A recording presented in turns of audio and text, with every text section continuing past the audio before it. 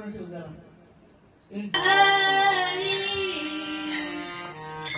जय जय राम कृष्ण हरी जय जय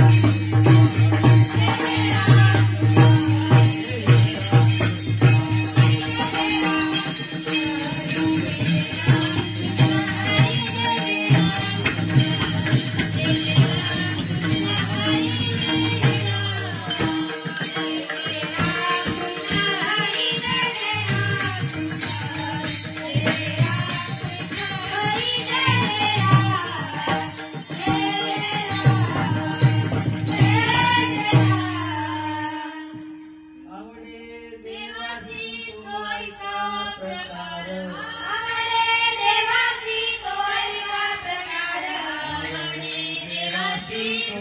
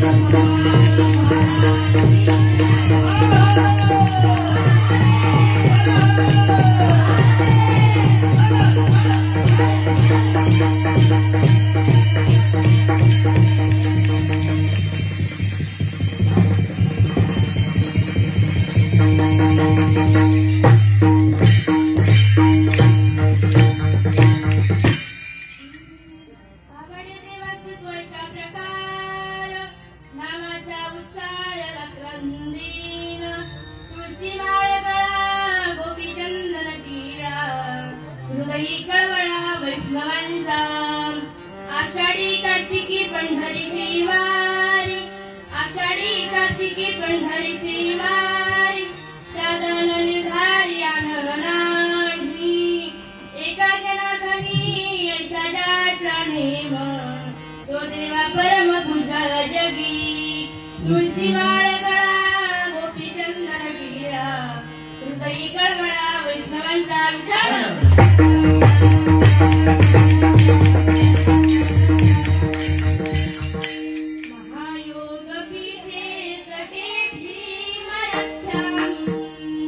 वरं पुण्डरीकाय गातुं मुनीन्द्रैः समागच्छति तिष्ठन्तमानन्दकन्दम् परब्रह्मलिङ्गं भजे पाण्डुरङ्गम् पाण्डुरङ्गकरुव्रता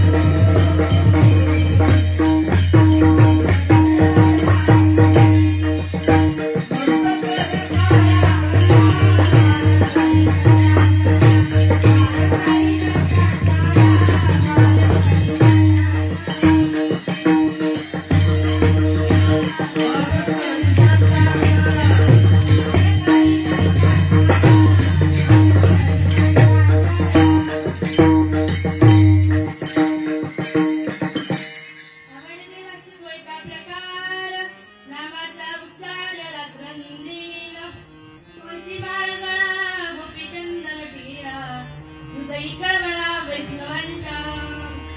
प्रस्तुत प्राप्त प्रसंगी प्राप्त स्थळी कीर्तनारूपी श्रीकीर्तन निवडलेला भंग श्री संत नाथ महाराज यांचा असून भगवंताची आवड प्रतिपादन करणारा व वारकऱ्यांविषयी अंतर्बाह्य लक्षण प्रतिपादन करणारा सुंदर असा रंगात श्रीकीर्तन निवडलेला आहे.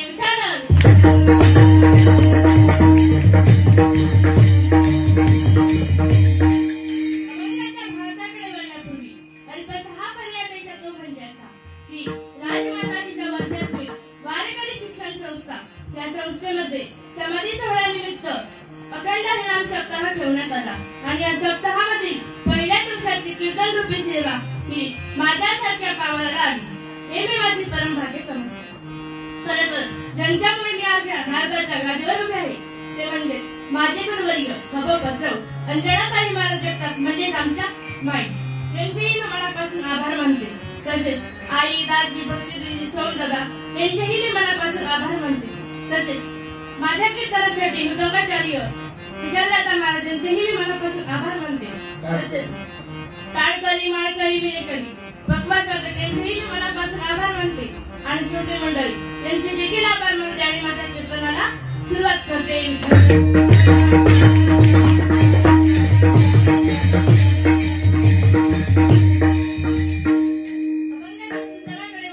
ज्यांचा अभंगात आपण सेवेकरता निवडलेला आहे त्यांचा जर विचार करून गेलो तर मान्यनाचाही शांती ब्रह्म होते.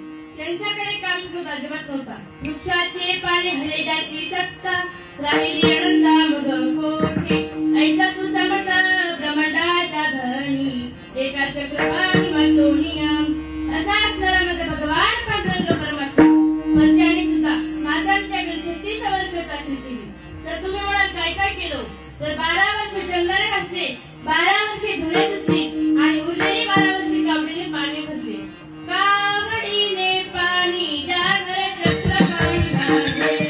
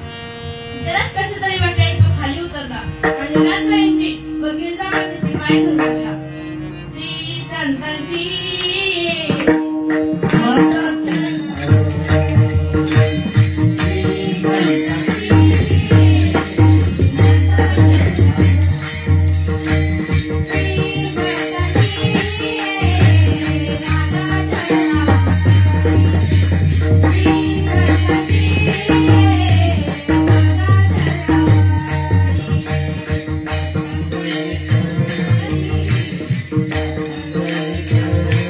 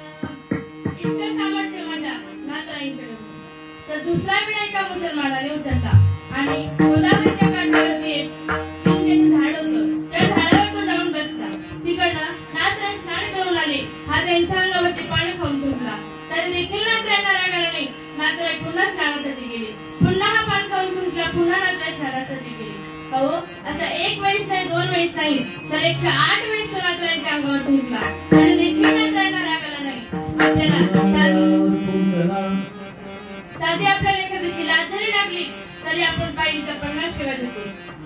एखादा आरे म्हटलं की आपण तारे म्हणायला तयारच असतो. तर तो खाली उतरला आणि नातरांचे पाय धरू लागला. यवन अंगावर झुंकला प्रसाद देऊनी म्हणून नातरांना शांती ब्रह्म पदवी ही काही सहज प्राप्त झाली का हो? तर नाही. तसंच 2-3 कीर्तनासाठी पुन्हा पाठ केल्या की झाले कीर्तन. 2-3 भगवंताच्या परीक्षा दिल्या की झाले मृदंगाचार्य. 2-3 गायनाच्या परीक्षा दिल्या की झाले गायनाचार्य. अहो कुठलीही पदवी प्राप्त करायची असेल तर खरी पदवी कोणती? तर आयुष्याच्या साधने सच्चिदानंद पदवी घेणे. तर खरी पदवी ही तुकोबारांना सुद्धा ही पदवी मिळाली, तर त्यांना यातना अपमान दुःख सहन करावे लागले, तरच त्यांना ती पदवी मिळाली. एक वेळेस नारद महर्षी भगवंताला शोधत गोकुळामध्ये गेले. तेथेही भगवंत नव्हते. ते द्वारकेमध्ये गेले, तेथेही भगवंत नव्हते. ते वृंदावनामध्ये गेले, तेथेही भगवंत नव्हते. ते एका ठिकाणी प्रगट झाले आणि म्हणाले, नारद महर्षी म्हणतात, देवा जेव्हा आम्हाला तुमची गरज लागते तेव्हा आम्ही तुम्हाला कुठे शोधावं? त्यावेळेस भगवंत म्हणतात की जिथे माझं भजन कीर्तन चालू आहे तिथे माझे भक्त गाती जिथे नारदा मी उभा तेथे. आठवलं म्हणून एक दृष्टांत सांगतो. एका माणसाला विंचू चावला. तो विंचू चावला म्हणून तो डॉक्टरांकडे गेला आणि डॉक्टरांना म्हणाला, डॉक्टर मला विंचू चावलाय, मला काहीतरी करा. त्यावेळेस डॉक्टरांनी त्याला एक इंजेक्शन दिले आणि बँडेज पट्टी दिली आणि म्हणाले, ही बँडेज पट्टी तुला जिथे विंचू चावलाय तिथे जाऊन ही बँडेज पट्टी चिटकवून. हा शहाणा घरी गेला आणि बायकोला म्हणतो, का ग मला विंचू कुठे चावला? त्याची बायको होती शहाणी. ती म्हणाली, आतल्या खोलीच्या उजव्या कोपऱ्यात. हा शहाणा तिथे गेला आणि तिथे जाऊन ती बँडेज पट्टी चिटकवून आला. विठ्ठला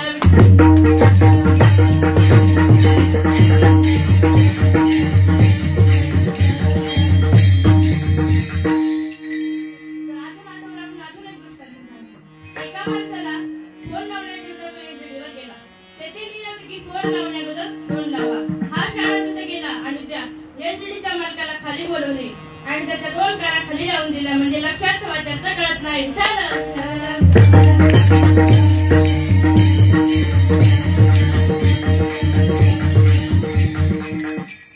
माझ्या भगवंताला नामस्मरण करणारे भक्त फार आवडतात. तसंच भगवंत शबरी मातेने देखील नामस्मरण केलं, देखील नामस्मरण केलं आणि एक साधक भगवंताकडे आला आणि म्हणाला की तुम्ही नाथराईकडे आला आणि म्हणाला, तुम्ही जी भक्ती करता ती कशी करता? तर ते शांती ब्रह्म पैठण निवासी श्री संत नाथ महाराज भगवानच्या प्रथम चरणात सांगतात.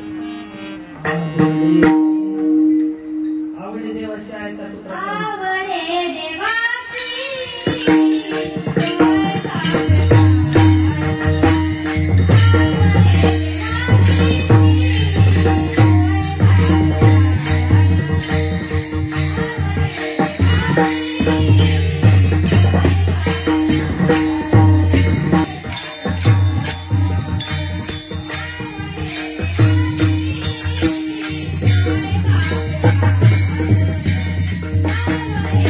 Thank you.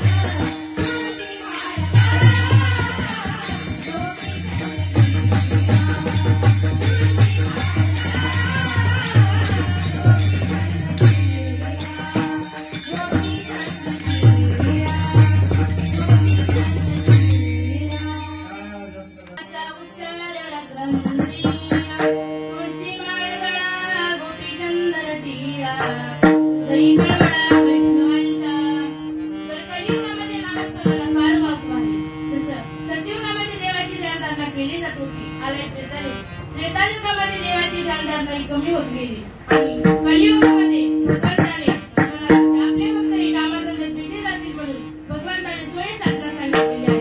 कलियुगा माझे करावे कीर्तन तेने नारायण देईल भेट. जसे की शबरी मातेने सुद्धा इतकं नामस्मरण केलं. शबरी माता ही एक भिल्ल समाजाची होती.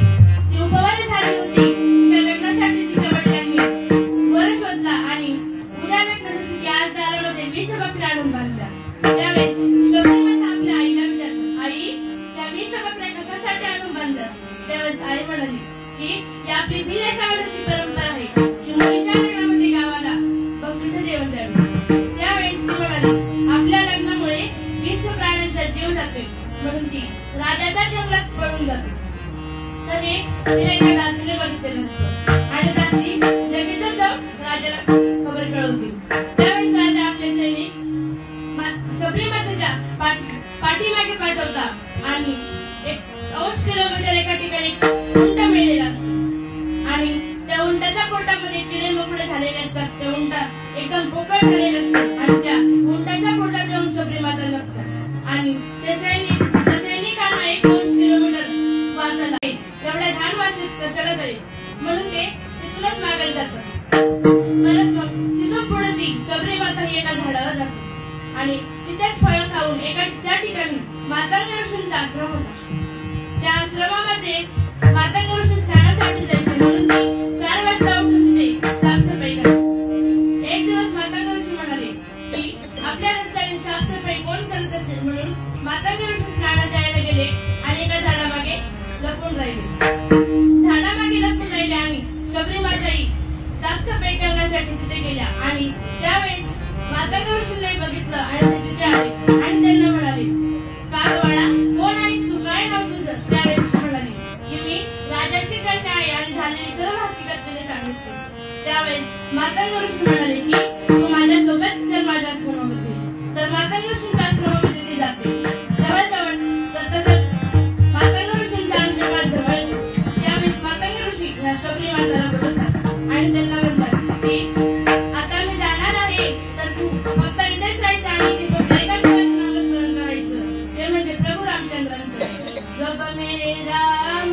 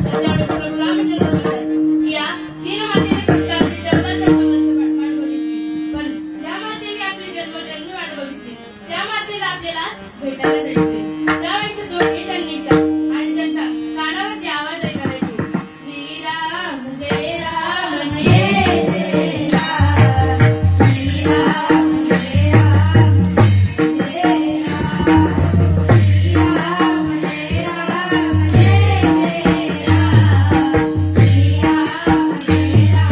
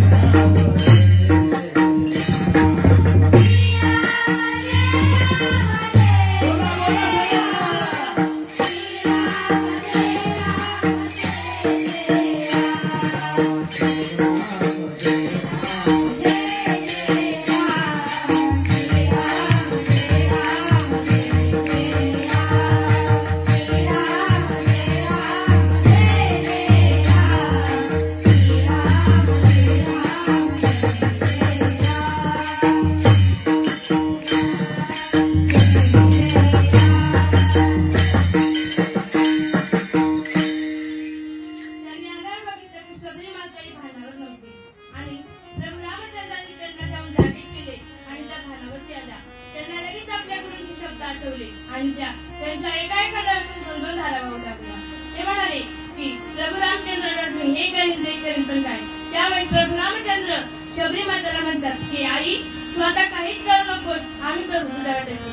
तर त्यावेळेस प्रभू रामचंद्रांनी आपल्या अश्रूने त्यांचे कर्णकमल घेतले आणि ते तीर्थ म्हणून प्राशन केले आणि तीर्थ म्हणून प्राशन केले. अशी भक्ती ही शबरी मातेने केली. तसेच तुकोबारायांनी अन्नाकडे 14 माणसे गेली पण तुकोबारायांचे भजन काही बंद झाले नाही. आपल्या कर्मात एखादी अडचण आली की आपण देवाचे भजन बंद करतो.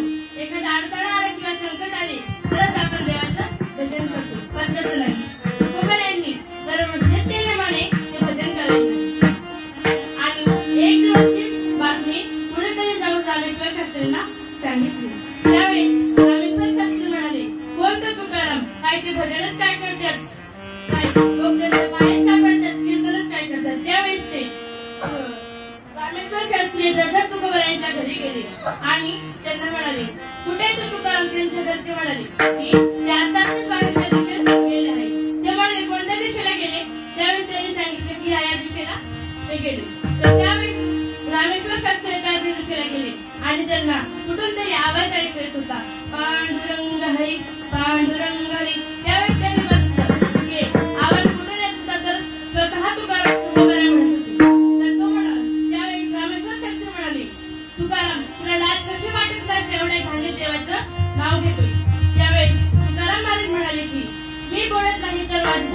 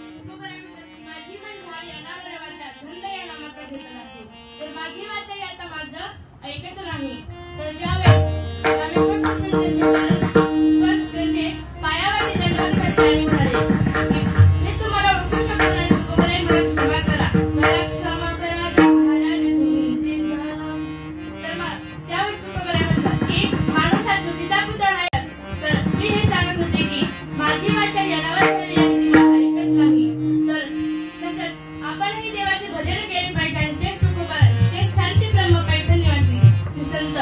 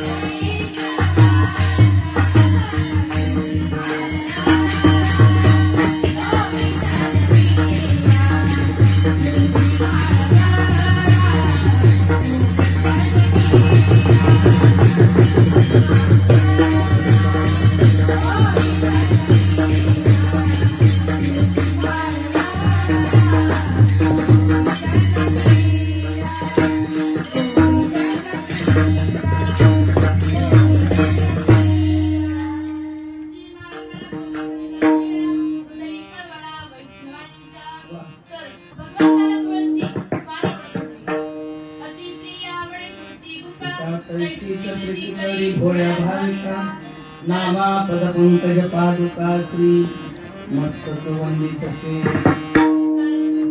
एकदा सत्यभामाला तिच्या सौंदर्याचा खूप गर्व झाला होता आणि भगवंताला गर्व आणि अहंकार अजिबात आवडत नाही.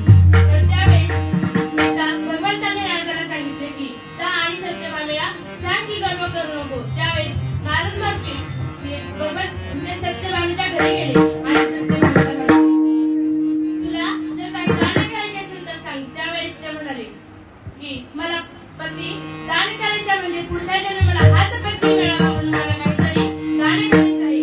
त्यावेळेस नारद महर्षी म्हणतात, तू जर काही ह्या जन्मी वस्त्र दान केले तर तुला पुढच्या जन्मी चांगले वस्त्र घालायला मिळेल. तू जर का ह्या जन्मी चांगले जेवण म्हणजे अन्नदान केले तर तुला पुढच्या जन्मी चांगले अन्न खायला मिळेल. आणि तू जर का ह्या जन्मी सुवर्णदान दिले तर तुला पुढच्या जन्मी चांगले सुवर्ण मिळेल. आणि तू जर पुढच्या जन्मी पतिदान केला तर तुला पुढच्या जन्मी हाच पती मिळेल. त्यावेळेस सत्यभामा म्हणते की मला हा हेच दान तुम्हाला द्यायचं आहे. त्यावेळेस त्यांनी ते दान केलं आणि त्यावेळेस हे भगवंत महलाकडे जात असताना नारद महर्षी त्यांना म्हणतात, भगवंता आता तुम्हाला महलाकडे जाण्याची गरज नाही, तुम्ही आता माझ्या मागे मागे चला. आणि काय भगवंताला पाठवून पाहिजे होतं. मग काय नारद महर्षी पुढे सत्यभामा दान करी.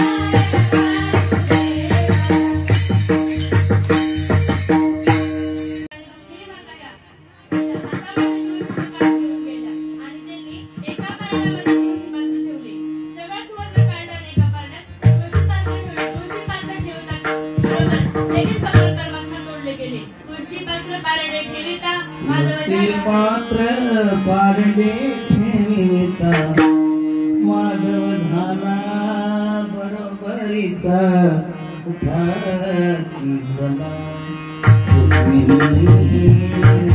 तुम्ही स्वस्त कशा बसला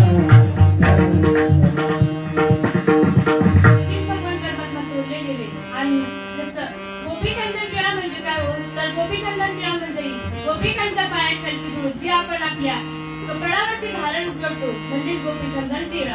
आणि गळ्यामध्ये तुळशीची माळ काय घालावी तर गळ्यामध्ये आपण जे नामस्मरण करतो भजन करतो किंवा काय तर ते एका साधकाला करायचं होतं म्हणून साधक तुम्ही जे करतात नामस्मरण ते कसं करतात तर ते शांती ब्रह्म पैठण निवासी श्री संत राजकुमारांच्या तृतीय जन्मात सांगतात. आषाढी कार्तिकी पंढरीची वारी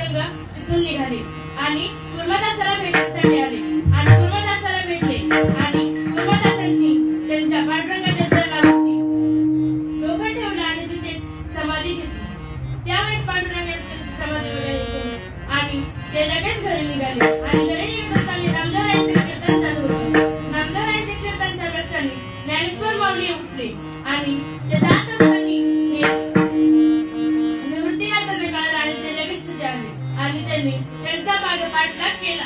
पाठलाग करत असताना सावता म्हणायचं म्हणजे शेत